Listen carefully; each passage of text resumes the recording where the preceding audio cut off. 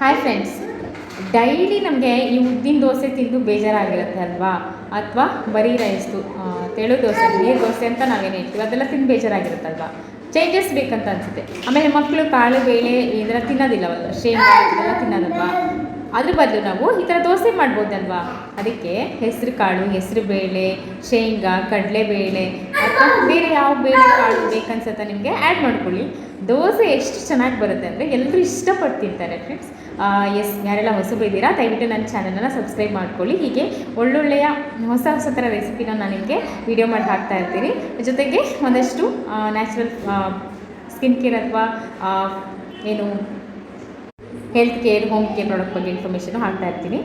ದಯವಿಟ್ಟು ನನ್ನ ಚಾನಲ್ನ ಲೈಕ್ ಮಾಡಿ, ಶೇರ್ ಮಾಡಿ, ಸಬ್ಸ್ಕ್ರೈಬ್ ಮಾಡ್ಕೊಳ್ಳಿ. ಬನ್ನಿ ನೋಡೋಣ ಹಾಗಾದರೆ ಹೇಗೆ ಮಾಡೋದು ಅಂತ. ನೋಡಿ ಫ್ರೆಂಡ್ಸ್, ನಾನು ನೆನೆಸಿಟ್ಟಿದ್ದೀನಿ. 2 ಕಪ್ ಅಷ್ಟು ರೈಸ್ ತೊಗೊಂಡಿದ್ದೀನಿ.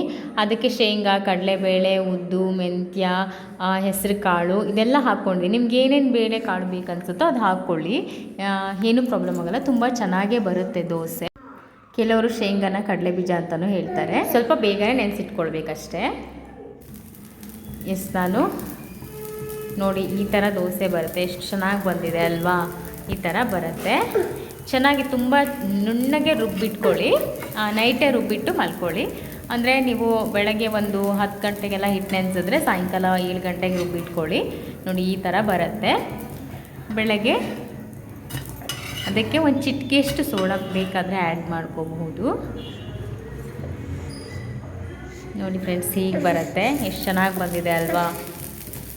ಫಸ್ಟು ತವಾಗೆ ಎಣ್ಣೆ ಏನು ಹಾಕ್ಕೋಬೇಡಿ, ಬರೀ ತವಾಗೆ ಹಿಟ್ಟನ್ನು ಹಾಕಿ ಈ ರೀತಿ ರೌಂಡಾಗಿ ಹುಟ್ಟಲ್ಲಿ ಮಾಡ್ಕೊಳ್ಳೋದು. ತವಾಗೆ ಎಣ್ಣೆ ಹಾಕ್ಕೊಂಡ್ರೆ ಈ ರೀತಿ ಮಾಡೋಕ್ಕಾಗಲ್ಲ, ಸ್ಪ್ರೆಡ್ ಮಾಡೋಕ್ಕಾಗಲ್ಲ. ನೋಡಿಲ್ವಾ, ಮೇಲ್ಗಡೆಯಿಂದ ಎಣ್ಣೆ ಹಾಕಬೇಕು. ಚೆನ್ನಾಗಿ ಹಾಕಿದಷ್ಟು ಎಣ್ಣೆ ತುಂಬ ಚೆನ್ನಾಗಿ ಬರುತ್ತೆ ದೋಸೆ. ಎಣ್ಣೆ ಅಥವಾ ತುಪ್ಪ ಏನು ಬೇಕಾದರೂ ಆ್ಯಡ್ ಮಾಡ್ಕೋಬೋದು. ನಾನು ಮೋದಿಕೇರ್ದು ರೈಸ್ಬ್ರನ್ ಆಯಿಲೇ ಯೂಸ್ ಮಾಡೋದು, ಅದನ್ನೇ ಹಾಕ್ತಾಯಿದ್ದೀನಿ.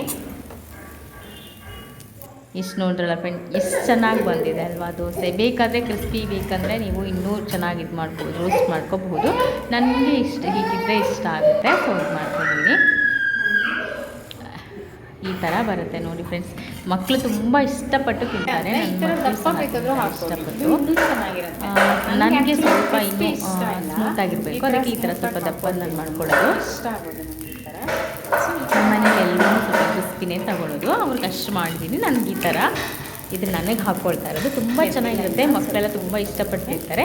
ಸ್ವಲ್ಪ ಚೇಂಜಸ್ಸು ಇರುತ್ತೆ, ಆಮೇಲೆ ಹೆಲ್ದಿ ಆಗಿರುತ್ತೆ ಅಲ್ವಾ? ನೋಡಿ ಫ್ರೆಂಡ್ಸ್, ಇದು ಆಯಿತು.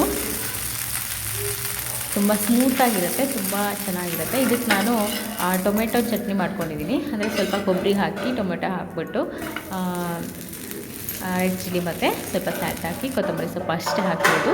ಚಟ್ನಿ ಸಿಂಪಲ್ಲಾಗಿ ಮಾಡ್ಕೊಳ್ಳೋದು. ತುಂಬ ಚೆನ್ನಾಗಿ, ತುಂಬ ಟೇಸ್ಟಿಯಾಗಿರುತ್ತೆ.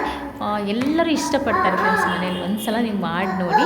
ಏನಂತ ಹೇಳಿದ್ರೆ ಸ್ವಲ್ಪ ಆಯಿಲ್ ಜಾಸ್ತಿ ಹಾಕಿ ದೋಸೆ ಮಾಡಿದಷ್ಟು ಇನ್ನೂ ಇಷ್ಟಪಡ್ತಾರೆ ಚೆನ್ನಾಗಿ. ಎಷ್ಟು ಚೆನ್ನಾಗಿದೆ ಅಲ್ವಾ? ಪ್ಲೀಸ್ ಎಲ್ಲರಿಗೂ ಶೇರ್ ಮಾಡಿ, ಲೈಕ್ ಮಾಡಿ, ಸಬ್ಸ್ಕ್ರೈಬ್ ಮಾಡಿ.